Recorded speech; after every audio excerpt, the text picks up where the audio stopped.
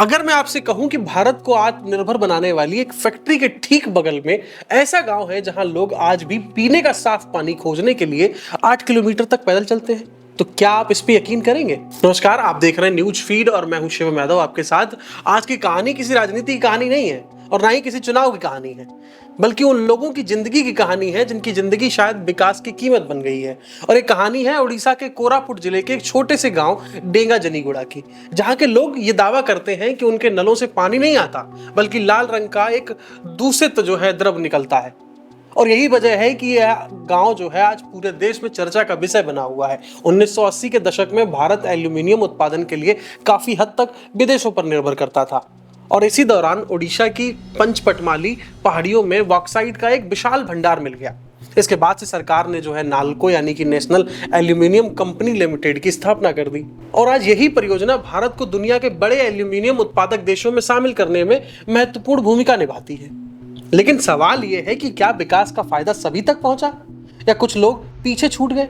गांव वालों का यहां पर यह आरोप है कि फैक्ट्री के पास मौजूद रेड मड पॉन्ड से उनके पर्यावरण और पानी पर असर पड़ा है और रेड मड एल्यूमिना उत्पादन के दौरान निकलने वाला एक औद्योगिक अवशेष होता है।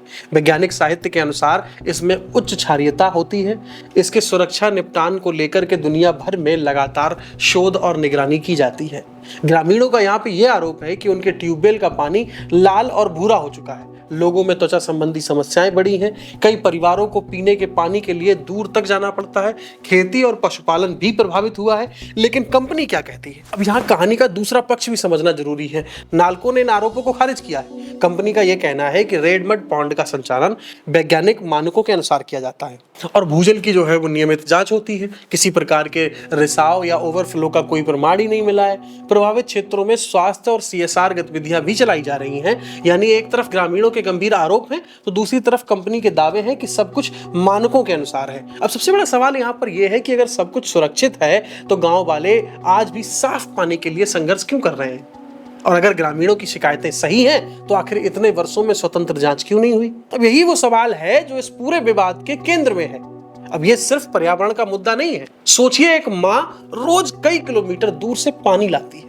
एक बच्चा उस पानी से बड़ा हो रहा है जिसके बारे में उसके परिवार को भरोसा तक नहीं है। एक किसान अपनी जमीन को लाल होते हुए देख रहा है और सबसे दर्दनाक बात पता है क्या है? लोगों को ये लगने लगा है कि उनकी आवाज किसी तक पहुंच ही नहीं रही। ये सिर्फ पानी का संकट नहीं है, ये भरोसे का संकट भी है। समाधान क्या हो सकता है? विशेषज्ञों और स्थानीय मांगों के आधार पर सबसे जरूरी कदम है पानी, मिट्टी और हवा की स्वतंत्र वैज्ञानिक जांच हो। ग्रामीणों की विस्तृत स्वास्थ्य जांच की जाए। सुरक्षा व पेयजल की तत्काल व्यवस्था की जाए। रिपोर्ट को सार्वजनिक किया जाना चाहिए। यदि प्रदूषण सिद्ध होता है तो जिम्मेदारी तय करना चाहिए और प्रभावित लोगों को राहत मिलनी चाहिए। भारत का विकास जरूरी है, उद्योग भी जरूरी है, रोजगार भी जरूरी है, लेकिन विकास तभी सफल माना जाएगा जब उसके फायदे, उसकी सुरक्षा दोनों आम लोगों को बराबरी से मिले। क्योंकि किसी भी देश की असली प्रगति सिर्फ फैक्ट्रियों से नहीं होती, बल्कि उन लोगों से मापी जाती है जो उन फैक्ट्रियों के आसपास रहते हैं। मेरा नाम है शिवम यादव, आप देख रहे हैं न्यूज फीड और अगर आपको लगता है कि इस मामले में निष्पक्ष जांच होनी चाहिए तो अपनी राय कमेंट करके जरूर बताइए। फिलहाल के लिए इतना ही और आप देख रहे थे न्यूज फीड। धन्यवाद।